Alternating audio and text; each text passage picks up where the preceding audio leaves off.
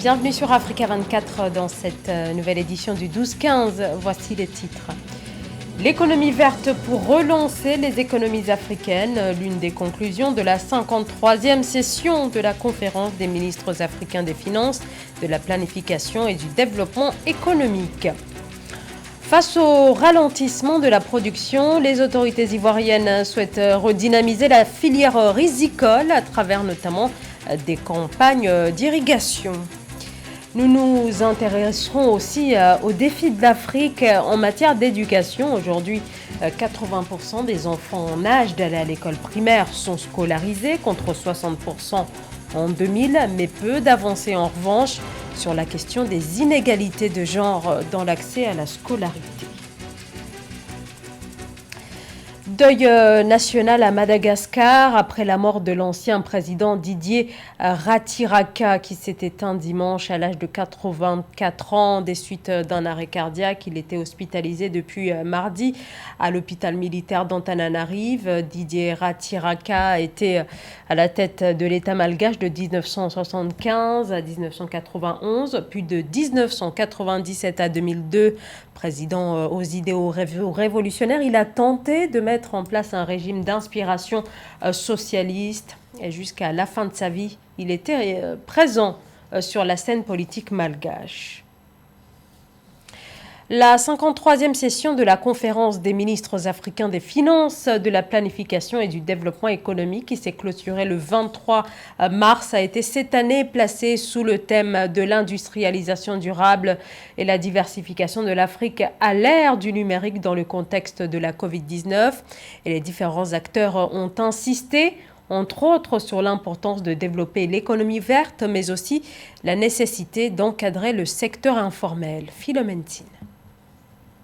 Les pays africains devraient davantage investir dans les technologies vertes et les secteurs informels et ruraux pour assurer la relance économique. Telle est la recommandation faite dans un rapport par le comité d'experts de la conférence des ministres africains des finances. Après une récente conférence des États africains et des gouvernements africains, il en est sorti que nos États devraient jouer sur l'économie verte, car on sait que les économies vertes sont les économies de croissance de demain, avec des possibilités de concilier la croissance économique avec l'objectif de préserver nos ressources, car on sait que malheureusement en Afrique, nos ressources sont surexploitées et dégradent l'environnement. Toujours selon ce rapport, la relance économique du continent passera nécessairement par la promotion des investissements verts et des petites et moyennes entreprises, en particulier dans les économies dépendantes des combustibles fossiles. Il s'y ajoute le relèvement des défis liés au secteur informel et rural. L'objectif aussi est de jouer sur les petites PME afin de développer des PME locales et surtout de développer l'économie formelle au détriment de l'économie informelle qui est très présente dans nos pays. En plus de cela, il faudrait aussi jouer sur la dette publique car on sait que nos pays sont très endettés et il faudrait avoir une croissance qui soit soutenue sur le long terme afin de pouvoir payer nos dettes et pouvoir jouer sur une croissance qui soit plus inclusive et avec nos dettes qui soient remboursées et surtout avec une croissance qui puisse bénéficier aux populations les plus démunies, avoir une croissance qui soit inclusive. Donc je pense que c'est les principaux enjeux de nos économies de demain.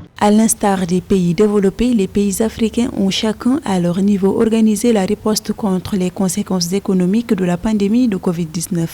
Mais des incertitudes pèsent sur les projections de croissance économique du continent dans le contexte actuel, indique le comité des experts de la conférence des ministres africains des finances. Au Cameroun, la société Activa Assurance, soutenue par la Société financière internationale, lance deux nouvelles solutions d'assurance qui s'adressent aux femmes entrepreneurs. Le nouveau dispositif vise notamment à faciliter la création d'entreprises. Marie-Raphaël Antolo. La société Activa Cameroun, soutenue par l'entité du groupe de la Banque mondiale, dédiée au financement du secteur privé, lance deux projets d'assurance à l'honneur des femmes entrepreneurs au Cameroun. À en croire ses promoteurs, ce financement est soutenu par l'initiative de financement en faveur des femmes entrepreneurs visant à améliorer l'accès au financement pour les femmes promotrices d'activités génératrices de revenus. Pour que ce programme soit efficace, il faut qu'il réussisse à vaincre la barrière sociale de l'assurance. Je m'explique. Sur le continent africain en général, et je crois que les Camerounais sont exactement sur la même trame, le rapport qu'on a à l'assurance n'est pas le même rapport que dans les pays occidentaux. Chez nous, ce qui fonctionne très bien, c'est l'assurance obligatoire. Donc, nous n'avons pas la culture de l'assurance dans notre pays et il faudrait pour cela que les initiateurs du programme prennent cette donne en considération. Il s'agit notamment d'une solution permettant aux femmes entrepreneurs d'épargner et de réaliser leurs projets de création d'entreprise et de bénéficier d'une couverture santé, notamment pour les femmes à faible revenu, regroupées en coopératives et les commerçantes communément appelées Bayam Selam. Le lancement de cette initiative intervient dans un contexte marqué par un taux de pénétration faible de l'assurance dans le pays, soit moins de 5% d'après l'Association des sociétés d'assurance au Cameroun. Il est très intéressant de voir que à travers cette souscription-là, il y a de l'épargne dans le système de tontine, il y a un petit peu de couverture maladie et il y a la création d'entreprise. Mais c'est le premier volet qui me paraît très intéressant, c'est l'épargne. Ça peut inciter les femmes à dire voilà, je prends une assurance, c'est pas de l'argent perdu. Parce que il est clair que lorsque vous prenez une prime d'assurance pour 1 an, quand le sinistre ne se réalise pas, votre prime n'est pas reconduite. Vous reprenez une nouvelle prime. On peut considérer que l'argent que vous avez payé pour l'année précédente était l'argent perdu. Or là, si, par le biais de cette stratégie-là, on fait comprendre aux femmes que même si le sinistre ne s'est pas réalisé, l'argent n'est pas perdu, ça peut les pousser à investir et à prendre des assurances volontaires. D'après un communiqué de la Société financière internationale, ces nouvelles solutions d'assurance visent à toucher jusqu'à 1 million de femmes au Cameroun d'ici 2022. Selon l'étude des Shield menée par la Société financière internationale en 2019, en ciblant les femmes, le secteur des assurances pourrait générer d'ici 2030 jusqu'à 1 700 milliards de dollars à l'échelle mondiale, dont la moitié dans les marchés émergents. La Côte d'Ivoire ambitionne d'atteindre l'autosuffisance en riz d'ici à 2025. Le pays veut pouvoir couvrir ses besoins, un défi alors que la production stagne et subit la concurrence des importations. Sur place, les autorités annoncent de nouvelles mesures pour restructurer la filière. Ange Bijou, Nomenio. La Côte d'Ivoire a de grands projets pour sa filière riz. Dans un premier temps, le pays compte relever le défi de l'irrigation qui reste jusqu'alors limité. 35 000 hectares de terre ont seulement été irrigués, alors que le pays dispose de 900 000 hectares de terres cultivables en riz. Les grands projets que nous avons, c'est d'abord d'irriguer 500 000 hectares en 10 ans au niveau de la Côte d'Ivoire. Et pour nous, jusqu'à présent, c'est l'État qui a fait l'irrigation. Malheureusement, cette irrigation-là n'a pas donné les résultats escomptés. Raison pour laquelle les barrages qui ont été faits à grands frais ont été abandonnés. Donc, il s'agit aujourd'hui de réhabiliter ces barrages et pour qu'on puisse repartir avec la production rizicole. La Côte d'Ivoire compte également relever le défi de la mécanisation, de l'industrialisation et de la structuration de la filière riz. Pour ce faire, le pays a besoin de partenaires financiers pour l'accompagner dans cet objectif. Et tout ça, ce sont des grands projets qui demandent des montants importants. Des montants très importants, sans compter la fertilisation des sols, sans compter également le conseil agricole qui est un pan important et surtout la production de semences. La Côte d'Ivoire est 6e au classement des pays producteurs de riz en Afrique subsaharienne et 2e importateur de la céréale dans la dite zone. D'ici 2025, le pays compte atteindre une production de 2 millions de tonnes de riz blanchi contre 1,2 million de tonnes actuellement. Le Gabon devrait prochainement présenter au Parlement 3 projets de loi pour renforcer l'égalité entre les femmes et les hommes, notamment sur la question de la lutte contre les violences et les discriminations. C'est ce qu'a indiqué la Première ministre, Rose Christiane Osukarapunda. Les 3 projets de loi ont été adoptés mardi en Conseil des ministres. Ils doivent donc désormais être votés par l'Assemblée nationale et le Sénat. Le VIH-Sida continue de faire des ravages dans le monde, une maladie qui touche en premier lieu l'Afrique, qui concentre 2/3 des porteurs du virus, une pathologie extrêmement lourde qui nécessite des campagnes de dépistage, la prévention, mais aussi des traitements efficaces. Mais avec l'arrivée du Covid, la lutte contre cette nouvelle pandémie interfère avec celle contre le VIH. Joël-Marie Ballot. À l'échelle mondiale, 38 millions de personnes vivent avec le VIH, dont 67% dans la région africaine, selon l'Organisation mondiale de la santé. Vieille de 40 ans, cette épidémie qui continue de faire des ravages dans le monde est une maladie dont on ne guérit pas, même si on peut vivre avec aujourd'hui. Malheureusement, avec l'arrivée de la pandémie de Covid-19, les efforts consentis dans le processus d'avancement rencontrent un ralentissement dans les diagnostics et les possibilités de traitement. En Afrique, les nouvelles infections par le VIH et les décès liés au sida ne diminuent pas assez rapidement pour atteindre la cible de l'objectif de développement durable qui vise à mettre fin à la pandémie de sida d'ici 2030. Tous les enfants vivant avec le VIH ne sont pas identifiés et ne bénéficient pas du traitement du VIH. Les filles et les femmes âgées de 15 à 24 ans constituent 37% de toutes les nouvelles infections par le VIH.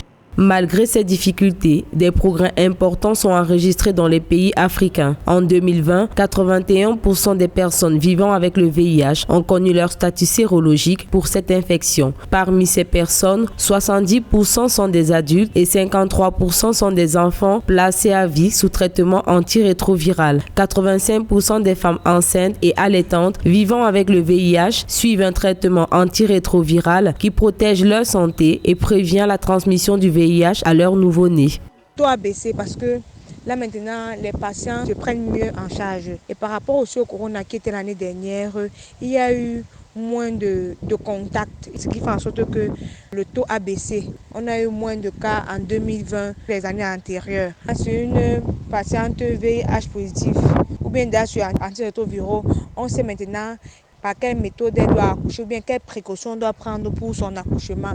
Et maintenant, savoir à quel moment on doit commencer à donner les antirétroviraux aux enfants. Grâce à divers partenariats, plusieurs contributions ont permis d'enregistrer des progrès dans le domaine de la recherche contre le sida en Afrique. Seulement, le financement pour la lutte contre le sida a été affecté par la pandémie de Covid-19, une situation qui a ralenti les avancées scientifiques sur le sida. Pour pallier à ce problème, se tiendra en fin d'année 2021 la conférence internationale sur le VIH et la pathologie infectieuse sur le continent africain. L'éducation en Afrique, aujourd'hui, 80% des enfants en âge d'aller à l'école primaire sont scolarisés, contre 60% il y a 20 ans. Des efforts, mais beaucoup reste à faire, car filles et garçons ne sont toujours pas égaux dans l'accès à l'éducation. Sur cette question des inégalités de genre dans l'accès à l'école, nous nous sommes penchés aujourd'hui sur la situation au Rwanda. Reportage de notre correspondant, Fratin Ndaka Isenga. Bernadette Hazita Mungu est une mère de 4 enfants. Elle habite à Kamonyi, au sud du Rwanda, avec son mari. Après des travaux dans les champs, cette mère s'attaque à la fabrication des paniers qu'elle va vendre pour payer les frais de scolarité de ses enfants. Alice, sa fille aînée, a récemment été admise dans une école d'excellence et Bernadette ne cesse de s'en réjouir.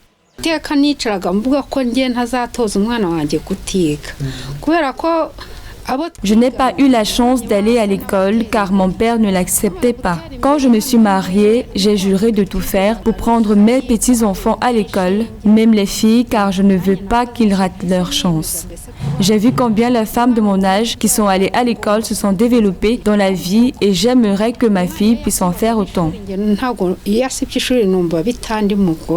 Longtemps marginalisées par la société, les jeunes filles avaient eu du mal à intégrer les écoles, forcées à rester à la maison. Aujourd'hui, même dans les villages reculés, les filles peuvent aller à l'école et certaines d'entre elles choisissent de poursuivre des carrières scientifiques longtemps réservées aux hommes.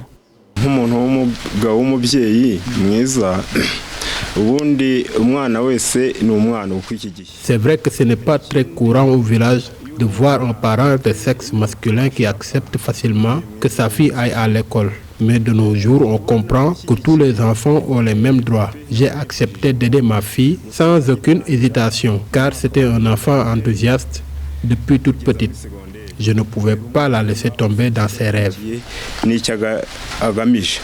Au Rwanda, le gouvernement a pour objectif de porter à 80% le nombre d'étudiants universitaires en sciences au cours des 10 prochaines années contre 52% actuellement. De ce pourcentage, 33% seront des femmes selon la vision gouvernementale. Francis Ngannou, champion du monde poids lourd en UFC en dominant l'américain Stipe Miocic. Au second round, c'était lors d'un combat disputé dimanche à huis clos à Las Vegas dans la Ligue américaine d'arts martiaux mixtes. Le Camerounais de 34 ans, 1m93 pour 120 kilos, compte désormais 16 victoires contre 3 défaites dans ce championnat. C'est la fin de ce journal. Merci de nous avoir suivis. Dans un instant, une nouvelle édition de l'actualité sur Africa 24.